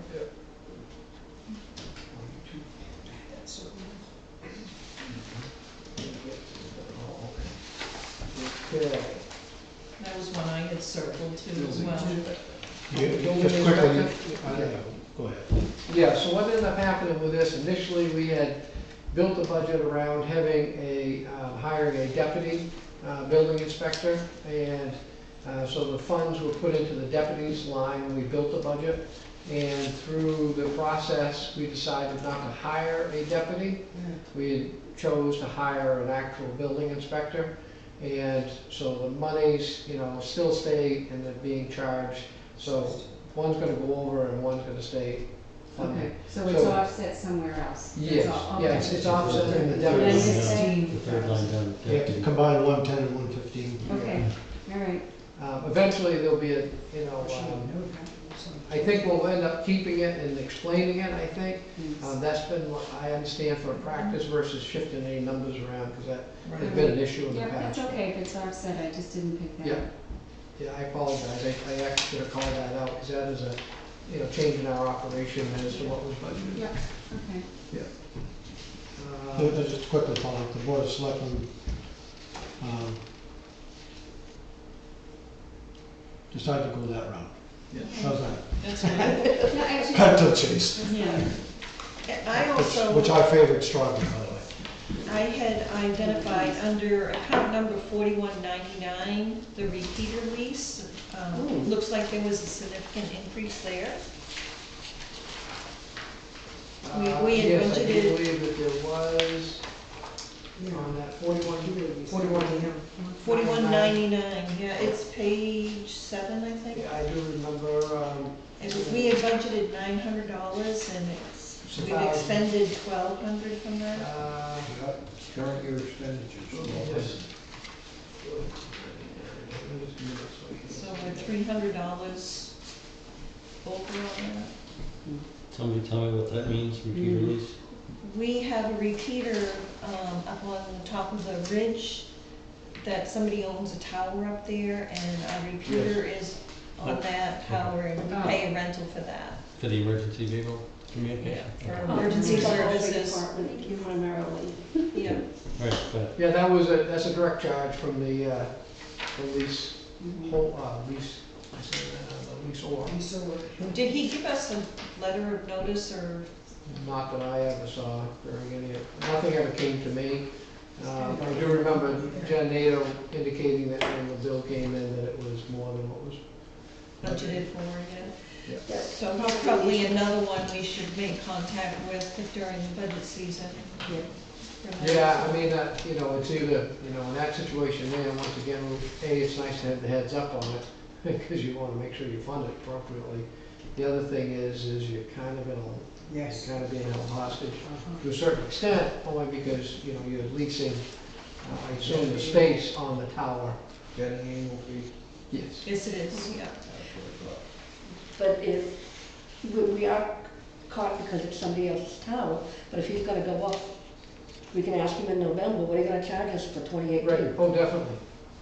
Yeah, I think, and I'll go see if in fact lots of times if they do make a rate change, they sometimes will say this is for the next X amount of years. It sounds to me like the rate that has been there, sounds like it's been that consistent number for a while. That's correct, Okay. yeah. I didn't have the historical part, so. that's but why I'm- still, it's a 25% jump in one year. It is. Yeah, that we didn't I budget think it's been the for, same for like 5 to 6 years. and like he said, we're Another these thing things to hurt. put into your ordinances for planning, just to throw it out, just maybe some notes here, is that, we put an ordinance in that said that any cell tower or any towers that were constructed in the town had to, in order to be approved, had to provide or make space available for public safety or town municipal interoperability communications. So that was a nice thing. I was able to piggyback off Verizon on I that. actually think there is a cell tower zoning We have one. deal, Yeah, which, it was done, it was probably done after. done in 2004 Except we don't have or any cell something, or towers, do we? whatever. Should go back and review that. Do it? Should go back and look at things, they already have a Everybody commission. configured. But this is an annual cost, so you're not expecting anything else No. out here, right? No, So this is the total difference. that's correct. Yeah. So overall, you can see what the actual operating budget, we're at 73.77% remaining on that portion of it. After you factor in the library, it does give us a little bit of a reprieve. Just, if I may, just quickly to page 7, this is the page, by the way, that is the same account where you would add $1,000 on the budget. So that should be $7,800 for that total, Right, on 4199, page Yes. 7. for the millport, right? So the water testing, Mary Meeting River, That was the other $1,000 Mhm. to the budget column, making a total of 7,800. Right. And the percent left will be 7,179. Okay. It's water testing, yeah. Just to give you a flavor relative to the revenues side of things. Can I ask you a quick question, Yeah. relative to that, on your summary page here? Yes. If you look at the revenues down there, if I assume that the columns mean the same, Yeah, that's, I'd like to assume that. yeah. Yeah. The, The columns don't mean the same under they that. don't, Not and that one that there. I actually, And I was gonna actually try to, but I went through today actually and looked at that, as to finding out why it's about right around $7,000 difference, between last year, first quarter, and this year's first quarter, that we're in the decline, side of things, that we haven't collected as much revenue during that first quarter. And we've seen an upswing, certainly in the second quarter of activity here at the town hall. The month of April's been very busy as far as people coming in and doing dog registrations and boats and cars. But the registrations are the ones that in the first quarter are reflected, when you look at quarter for quarter, 16 to 17, is the decreases actually in registrations. That's the biggest hit, by the way, about 10,000. the number that you have here for budgeted does not equal the number you have here. You're off by about $3,000 roughly, $2,500. Yeah, I made, I don't know if they're, yeah, I was at You have 883. 192, was it 190? 883,390 is what's on the VMSI detail. You have 886,194 for your summary thing here. Oh, as far as what is the, For the budgeted revenue, what the budgeting revenue was? yeah. Okay. Scott, I don't know how much of the registration stuff comes from boats and lake people, but that would be winter driven too, because I can tell you last year I had my boats registered by mid-March because we had ice out in mid-March, and this Yeah. year I just did them last week, Yeah, so. Yeah. Very- everything's pretty That's late very on sweet. on that side of things. Although they saw an uptick in OHRV registrations, but that was early in that was in the 2016 side of the house. I see it a lot. We didn't know. Yeah, I saw it's in the middle. We don't know if there's auto registration. You know, in this detail here, I don't believe that it separates it out. Because there is another thing that happens in April, which I know about the commercial has to do this in April. Oh, yeah. If you look on the first page of the revenue, it does show motor vehicle.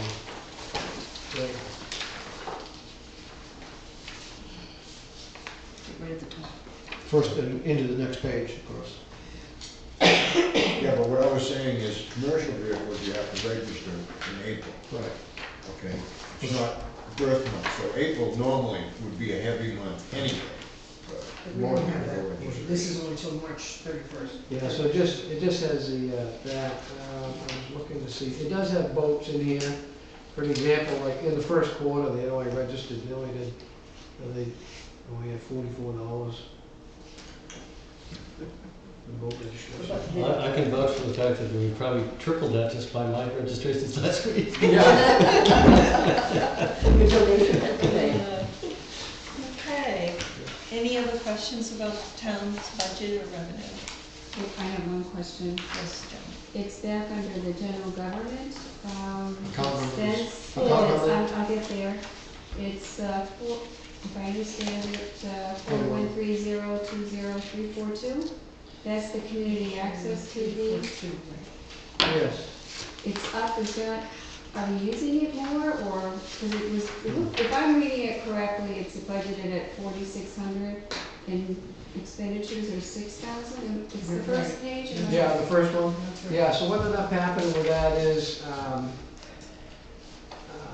do I say this to be politically correct. Want me to take it? You can, sure. The original plan was, and when the budgeting process was ongoing, there was a plan to fully transition to an in-house run video system. For a variety of reasons and over a period of time, in which much of which occurred after the budgeting process was done, it was determined that for a smoother transition, it would be advantageous to retain Wolfeboro TV as an assistant for at least the first quarter, and then a little bit of work for the rest of the year, so that we recognized that, and in negotiation of the agreement, the original agreement was 12, we wanted it to be something around 5 or 6, and I think it had to be around 6 roughly, based on the amount of work that we had. So original budget was a lower amount because we originally anticipated in-house video systems being run, but we felt there were some advantageous options and opportunities for us to retain Wolfeboro's for some of that work, and that's why the difference. So is It's a the, one-time fee. So, All right. so you won't see any difference in, I assume that's the full amount that you charged to it. So you won't see any, additional charges for that reason anyway. There may be others I don't know about, but not for that reason.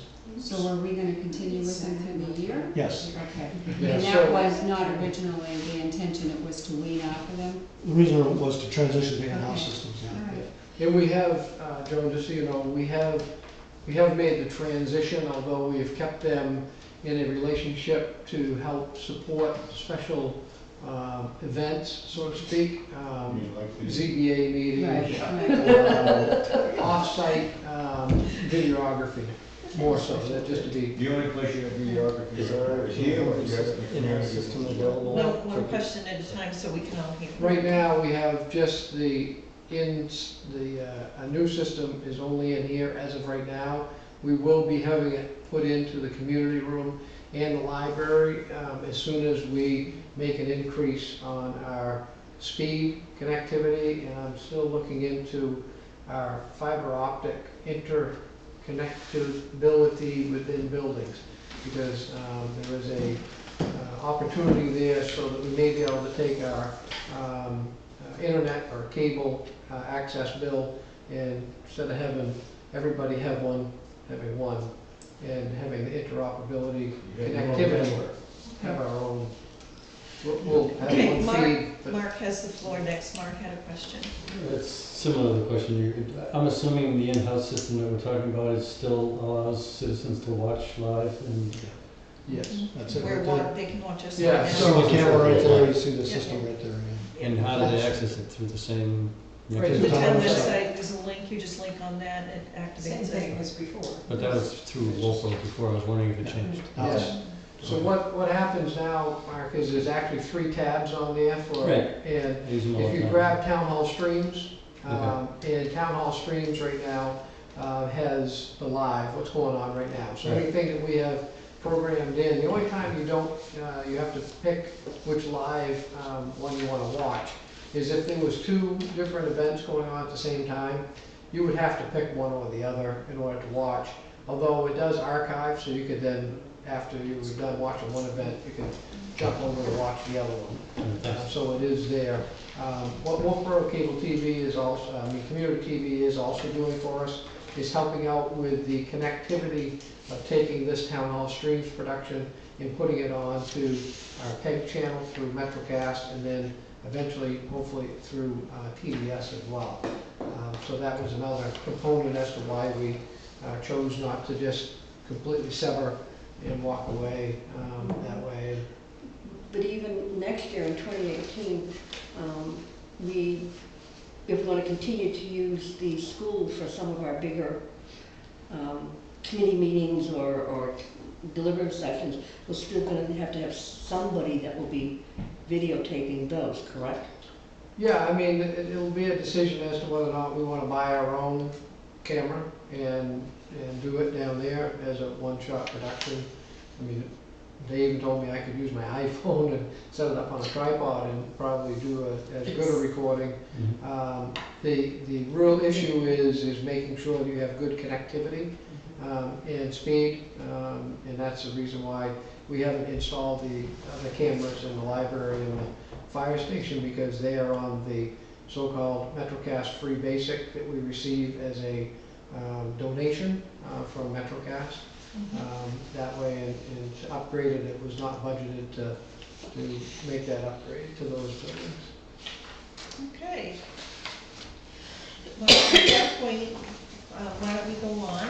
And we did receive material tonight from Copper Crown Village District. Look at theirs. I think this is the first, well, some time ago. It is, like I said, they are Very making, positive, yeah. yes, making Very very positive. good progress. They did present their budget to us. I think we approved a bottom line of $100,800 or something like that. Yeah, it was not, just over 100. 130,000. Right, yeah, that's what it was. But that figure's not correct actually on the minutes. Okay. 130,800, I think it is, yeah. The 800 is 130,000 missing, people, what is that? but that's not correct. If you go back to what, because I went to my book.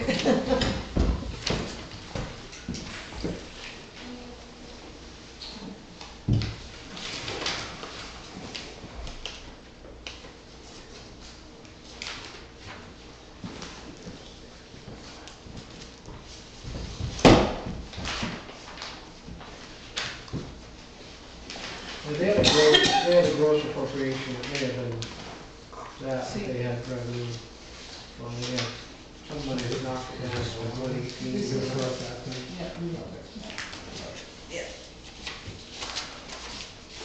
mean, 130,800 is the number. That is what we look at. We're just taking the minutes. And they had estimated their revenues at 20,500 for their budget.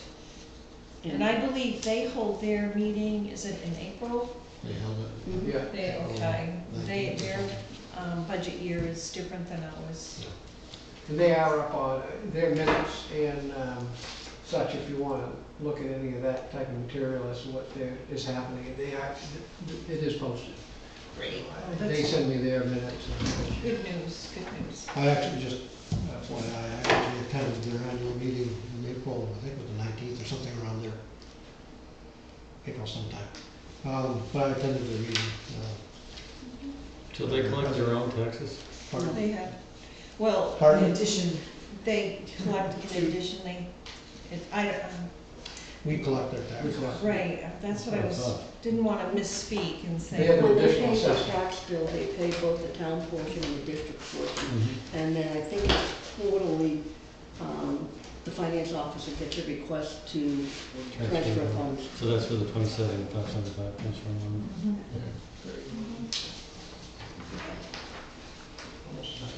Well, and just to clarify, that's the village district's plus up to the tax. Mhm. That's not only their property tax, I that's the understand. plus up part. Yeah, yeah. they're extra for all their, Mhm. in addition to. So I don't see anything that's out of whack. What do they have for payroll? Is it just some part-time person that keeps the books Yes. or whatever? They I don't need the details. It's yeah. actually a part-time for their road upkeep and winter maintenance, that kind of thing. And I think the commissioners also get a, so. Okay. Their commissioners are treated as if they are selectmen. They have the powers and duties similar to selectmen. Any other questions with Copper Crown? I thank them for this effort. This is going in a very good direction. So the next thing is we received a memo from the library for their quarterly report, which I will say I'm disappointed because this is not what I had asked for.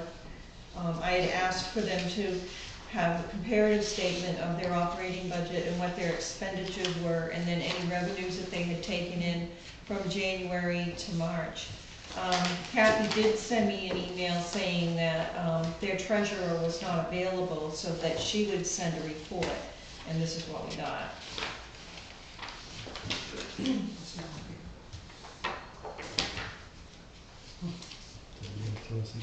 No, it doesn't, it really does not. So what my plans You were. do have it here. Um, It is in here. Had as much as I would like to see. Yeah, all It it says, says it is, Yeah. says, it's the same for Jeff. Tells you it's Jeff. not big, it tells you the price, it's for sure. Yeah, it's still really the revenue work. so what happens with the I library, think this is just their explanatory. just for the new members, the library, we manage their wages and benefits lines and their maintenance lines as well. The janitorial and other building type maintenance comes out of there. And then they get a quarterly allocation generally, I believe it's quarterly, similar to the village precinct at Copper Crown. They get a quarterly allocation based upon their operating budget. So we pull out all their wages and benefits and then whatever is remaining for their operating budget then gets divided up quarterly, and that is given to them, and then they manage that through their checkbook. So they have their own separate accounting process. I've never seen it, but. But basically what we have here is basically what Scott did for all the other departments, you know, this is the area where we are, you know, spend more money, and I'm explaining how we did that, otherwise they're in good shape, basically. Right. But the detail that I wanted was to see their operating detail, because we never get to see that, you know, how much did you spend on books? They sit here and they tell us, they break that all down when they present to us. I'd like to see where that's at, that detail, that's what I'm looking for. You're right, I agree with your statement, but I was looking for a little bit more to get a better understanding. And then what revenues they do collect, because they do collect revenues over there. And we don't ever get to see that either. And I would like to see it. I guess that's what we need to tell them then. Start doing that.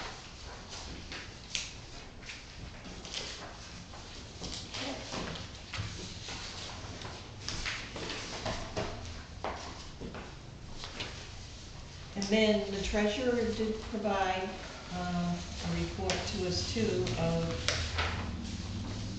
our holdings at this point. Scott, is that? Yeah, that's basically the account balances. She provided that as just to give you a sense as to where things are. I mean, the real big issue, you know, there's the general fund, of course, which is right around $1 million. We haven't built, you know, we will be looking, hopefully they'll be doing tax bills, or getting them ready to be processed and such to get ready for the July 1 process. I know that it's too early, right? Is May 15th. I know that Laura and Donna have kind of slated as a target time to make sure they've got all the numbers in line and ready to go. The assessor was in today to do the finalization of the pickups. But this shows you that basically our, by having that $1 million in the fund balance, you know, that keeps us so that we are able to continue to operate. Cash flow. Just quickly, as you recall, the guidelines that we developed, actually, I think was when you were on the select board, you remember our discussions at that point? Is something on the order of 8% as a guideline, and if the $1 million exceeds that by something on the order of 150 to 200. Again, very dependent on year to year. I think it's 850 is kind of the magic number. If we can stay there, it's a nice number to be at. 850 usually keeps us so that when we're at the end of the, you know, before you get tax monies in, keeps you from having to think about a tan, and you're able to keep things going. And we have to think about that. Yeah. It's good that you, I mean, you've had good, you know, budget managing in order to alleviate that. When I was in Ossipee, it seemed like you had to do a tan all the time. I was on the budget committee there as a precinct commissioner, and it was almost every year, it seemed like they had to borrow, you know, tax money, which is slow coming in. Donna's done a great job in collecting unpaid taxes as well, just by sending additional notices and reminders. I think, I reported in my weekly report this week, I think it's collected a little over $17,000, and it was kind of like, oh, outstanding, and just by her kind of politely, working with people. Nice, They pay up. nice. We can borrow her from Eastern Shore. Okay, any other questions regarding the budget? Okay, I guess the only one I have, yes. and I don't know what it amounts to, but I understand that we no longer have a,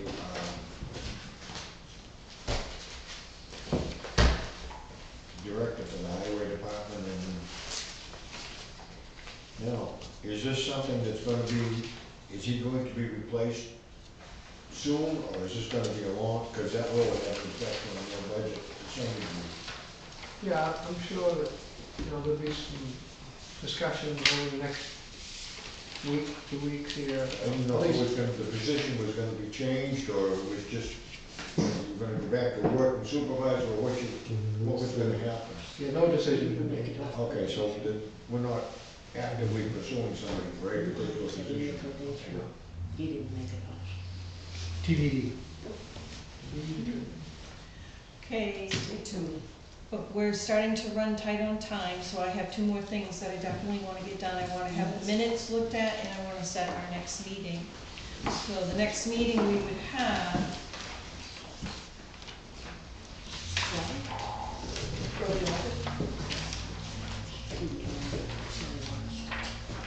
usually we give them the month to get the books out and everything. So the end of quarter would be end of June, right? So late July, early August to meet next. August 2nd, the first Wednesday of the month? Or I'm available. Everybody else available? For what's It's so there? long. August 2nd? Okay, so August 2nd at 7 p.m. And that will be here.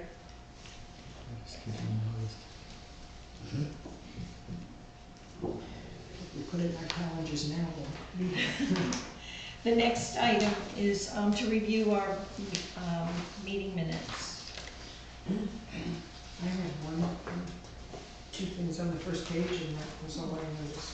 And the way we do this is we just kind of go by the pages and go over any corrections or changes that need to be made. And Ellen, where you've spoken first, go ahead. Just on page 1, one little thing is that there's an apostrophe after commissioners. Whereabouts on the page? Copper Crown Village District budget, first line, end of the line. Doesn't need to be there.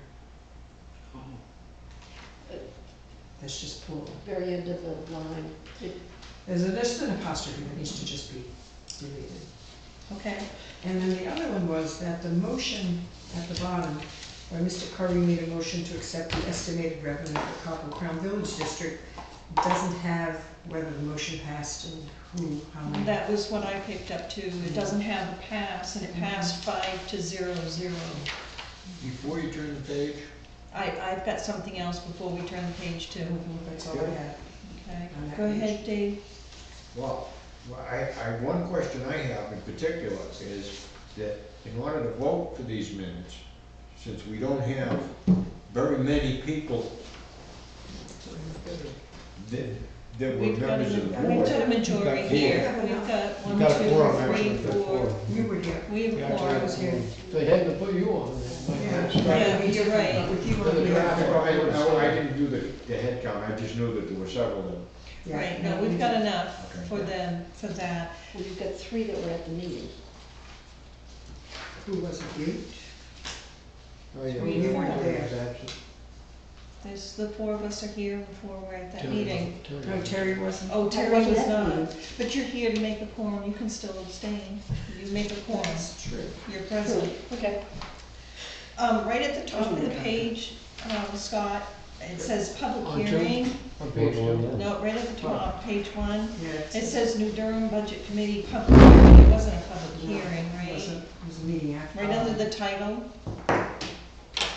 See, No, this was the fourth quarter report. Quarterly budget review. Yeah. so Got public it. hearing should be, and then at the second motion underneath Copper Crown Village District on page 1, the amount is incorrect. The amount that we approved was $130,800. Okay. And I have my notes here if anyone wants to look. Okay. Page 2. Anybody have anything on page 2? Hearing nothing. Page 3. Um, You also have to speak up fast if you can. Wait, there was something on page 2. On page 2, it's just it's a typo, it seems. At the bottom, Penny Meyer resident asked where the funds are that are owed to, it either has to be Police Chief Bernier or the Police Chief. It can't be the Police Chief Bernier. That's all. I'll take out the, Yeah, I think that's easier. Anything else on page 2? Page 3.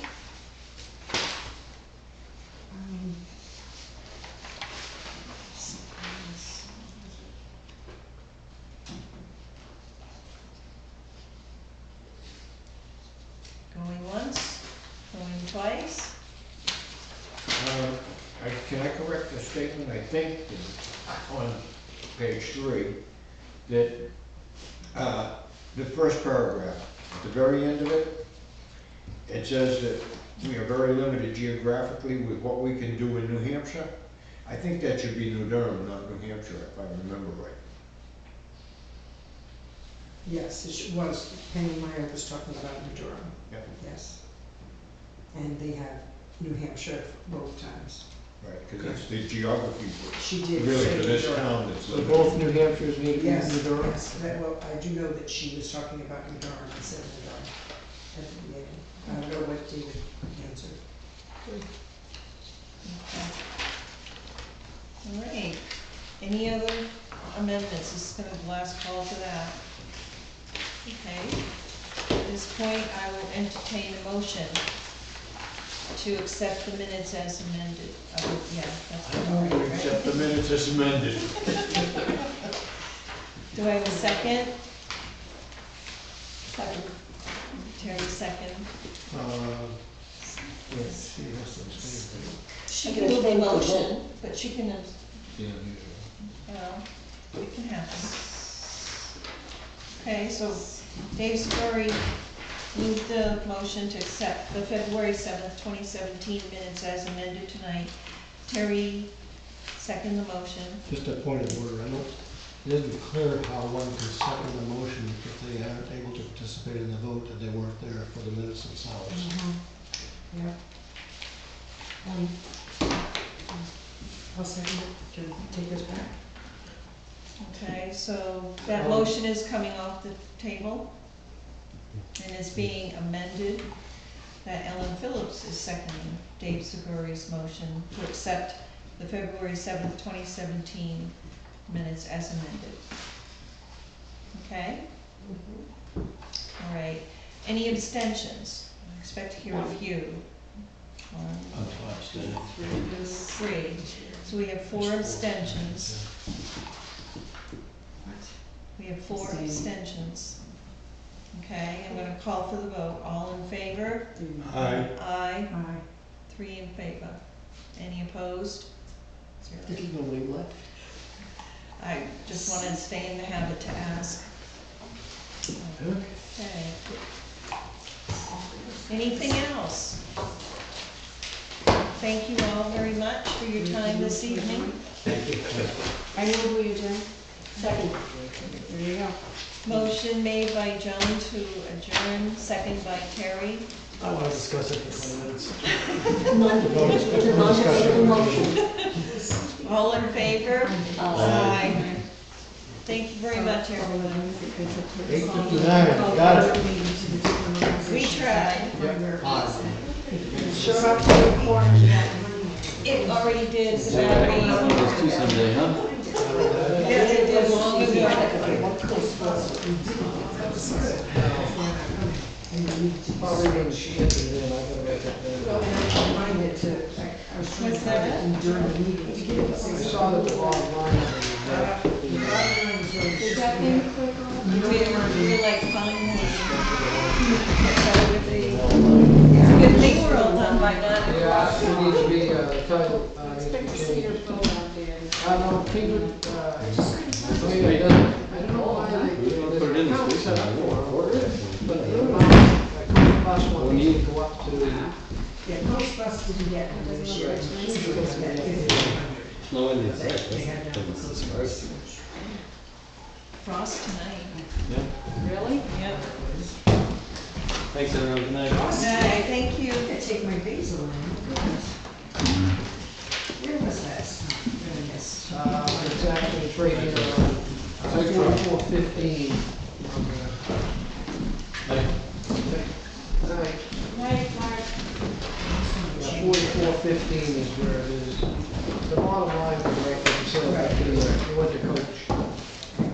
I just wanted to change it. I know you. You're gonna take the name back. No, I was just collecting them for you. Thank you I very used to do